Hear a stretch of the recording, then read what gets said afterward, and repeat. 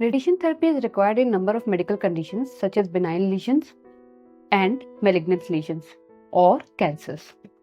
Primarily, it is used for cancer's treatment.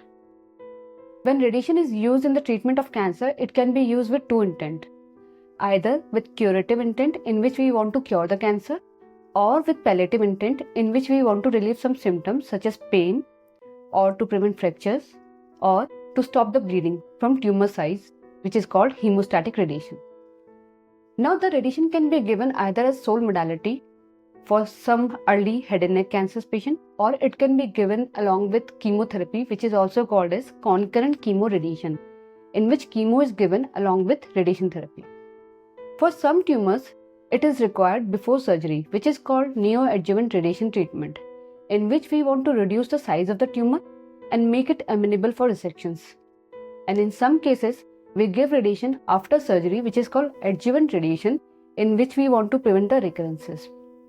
Now, the key role of radiation treatment are organ preservations. In variety of cancers, we need organ preservations such as penile cancer, anal cancer, and laryngeal cancer. So, talking about laryngeal cancer, earlier the mainstay treatment of laryngeal cancer was surgery.